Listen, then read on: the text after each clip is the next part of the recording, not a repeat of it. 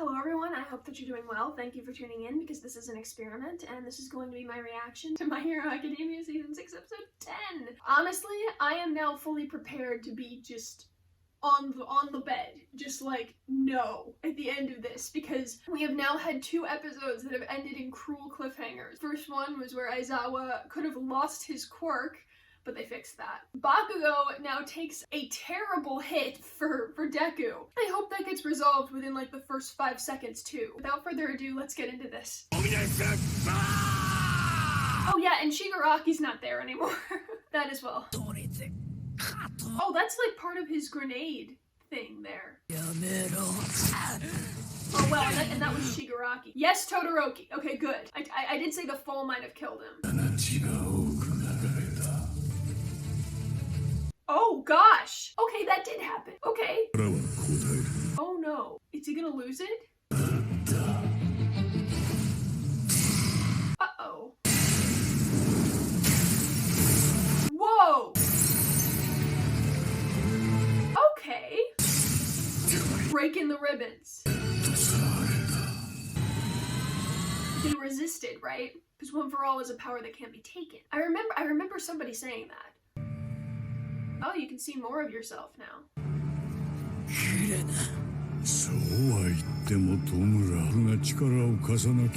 Okay. Jeez, that's creepy. But at least now Deku knows. Okay. Are the vestiges just gonna fight Shigaraki?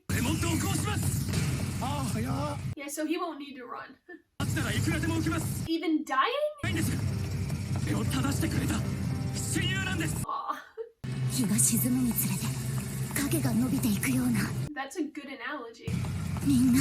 The sun's still up. Oh, goodness. Yeah, the one that helped you.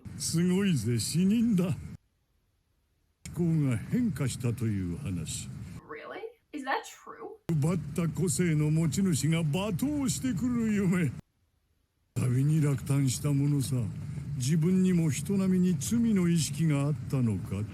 Oh my gosh.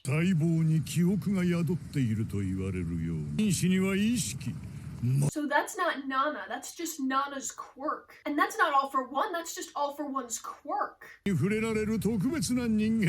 And since one for all came from all for one, Deku's seeing it too. So he's about to blame her.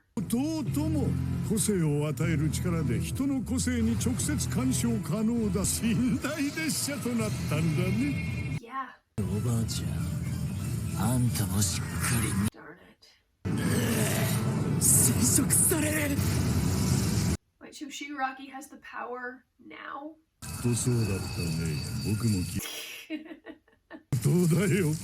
You're creepy. You're creepy. Oh, well done. Whoa! How about no? Shigaraki's power isn't to take, it's to destroy. Oh, shut up! Oh, so if Deku stops being afraid, yeah, Shigaraki is in trouble. Deku's probably noticing that. And what does Deku do? He saves people.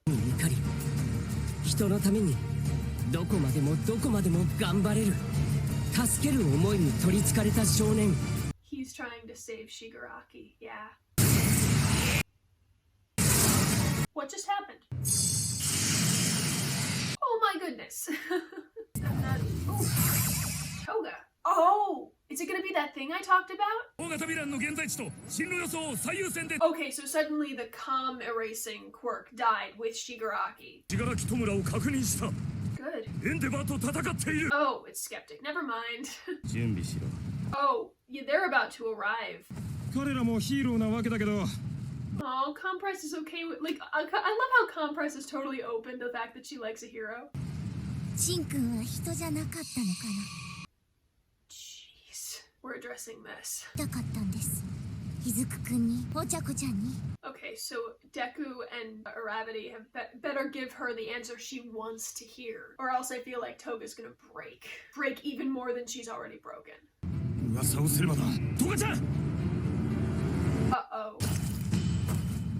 Oh, she's going after them. なんか言えよ。ニヤニヤしてねえで。Nah, どう Dobby で doesn't もいい。 care. Yeah. シノはお前だけじゃねえ。 I mean, that's true. 集まることを望んでる。 Wow. Gigantomaki is like a cavern. 必ず戻ってこい。 Oh, they care about her. Oh no. ありがとう。助かったわ。 Okay, cool. 寝たきりの夫がい Oh no. る。多く助けるんだ。と言われることがあったんじゃ。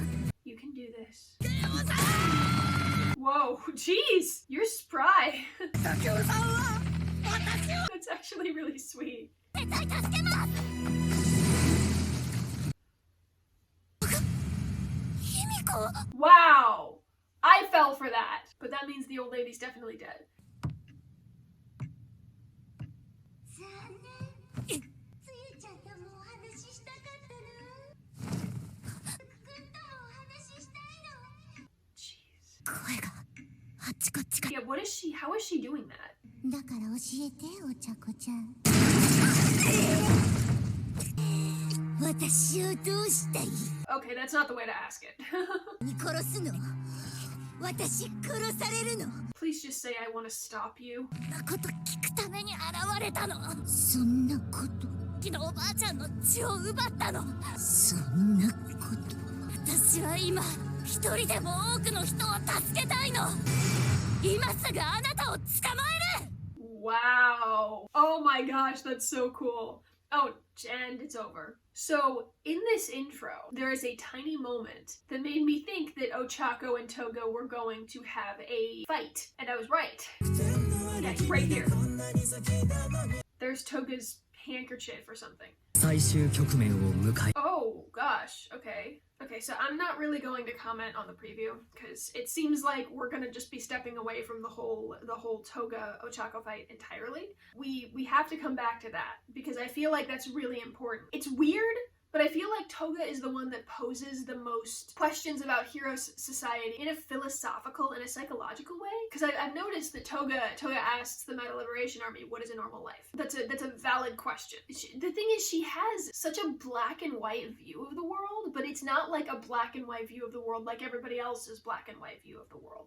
It's twisted and there are like slashes of black here right next to the white, and here it's like mostly white but sometimes black. It's weird because the shades never mix, and there are never shades of gray, I think, with Toga. I feel like she's starting to come to terms with the possibility that there may be shades of gray. And if Ochako can make her understand, I don't know what's going to happen there. She asks, what is a normal life? And they weren't exactly able to answer it. The Meta Liberation Army, so she killed someone. But Ochako can't die because she's like she's our main girl, you know? What do you want to do to me? Do you want to kill me? Do you want to stop me? Do you want to save me? Basically, Ochako dismisses her question. You killed that woman just to ask me something like that. And Toga is like, you think so little of this question? Why do you think so little of this? This is important. It's important to me. Why are you saying something so cruel?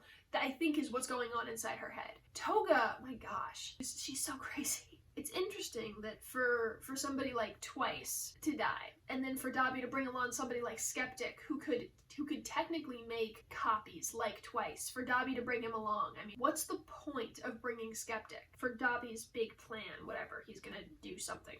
So I don't really know what else to say on that because I feel like in, I guess, like an episode that happens 2 weeks from now, not next week, because next week I guess is devoted to Dabi, but 2 weeks from now, we might go back to the Toga Ochako fight. And I feel like a lot of questions are going to be made very clear to Toga, but Toga is going to take them the wrong way. I feel like Ochako is literally like, I want to save as many people as possible. She did say that. I don't know if Toga thinks herself among that group of people that Ochako wants to save, but she said, I want to save as many as possible, so I'll stop you here and now. And I feel like Ochako said, like, to me, I'm pretty sure I would have said that too. Like, if I were in that position, and I knew an inkling of what Toga meant, I would say I don't want to kill you, but you are killing other people, so I want to stop you. And if that means that you won't stop unless I put an end to you somehow, then that's what I'll have to do because you keep pushing at it. And then, because I have an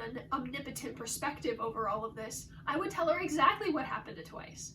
That Twice wouldn't stay down, so Hawks had to do it, even though he didn't want to. But I don't know, I don't know if she trusts my word.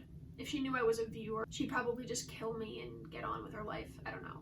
So that's that. What happened? So I had this sort of theory. This was something I was partially spoiled on, was the nature of One for All. Like, I knew from the beginning that it couldn't be stolen by like other means, and it's because it couldn't be stolen by a quirk, it couldn't be stolen by like injection or something that Shigaraki could have done. I did know that it couldn't be taken, and now I know that it's because all of the vestiges choose to be with their current holder and resist any other pull entirely. I think, I don't know what episode I alluded to this in, but the idea that quirks contain an inkling of subconsciousness doesn't seem too far out of left field. Like, to me, that seems that because it's part of a person, you're taking part of a person's drive and their soul for your own nefarious purposes. All for one. So of course I feel like there's part of that person that's going to rebel. Call me crazy, but I feel like My Hero Academia has shown us time and time again that you are not your quirk. It doesn't matter what quirk you can have your own personality alongside it. But for almost everyone in Class 1A, I feel like their quirk is a deciding factor of who they are. Like, I mean, I think Sue is the most obvious example. Like, she's a frog, and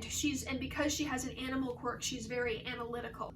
She uses her powers in a very strategic sort of way, and I feel like if a frog had a human mind, it would be making calculations as to where it would jump, how it would survive, how it would react to being hunted. You know, another one I think of very obviously is Bakugo. He has a very explosive temper, and I think that is due in part to his quirk. I don't know what his mom's quirk is, but she also has some sort of explosive personality to her. There are a few that don't quite match up. Like, I don't know about Sero or Sato.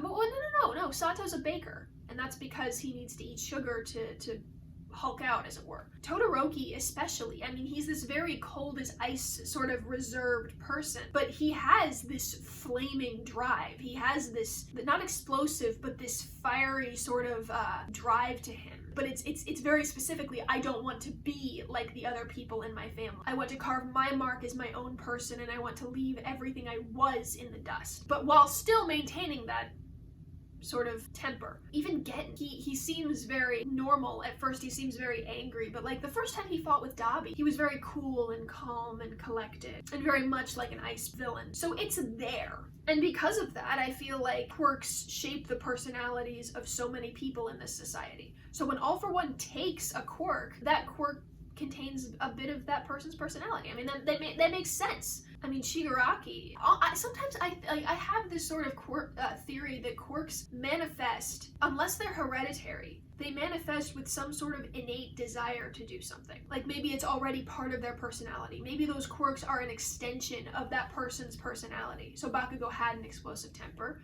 so he got little explosions. Shigaraki kind of wanted to destroy the life that he lived in, where he was being smothered by his dad, so he got this decay power. Quirks themselves are such an integral part of this society that the entire world sort of revolves around them and around how they make their owner feel and act. But the thing is because powerful quirks are combining with powerful quirks. I mean, we have Eri, who can reverse and rewind like people, or like all of those kids in the arc where Bakugo and Todoroki and the Wind Guy were doing their remedial lessons. All of those kids were far more powerful than any of them were as kids. This quirk singularity doomsday theory that Shigaraki made, as horrible as he is, I don't think he's too far off. Honestly, I feel like that's all I have to say about this. I know that in the English dub it's gonna be hilarious when All for One just goes, "Look, Tomura, a dead person!" I thought that was kind of funny. But I mean, I was like, gotta remain serious, because this is a serious scene. But at the same time,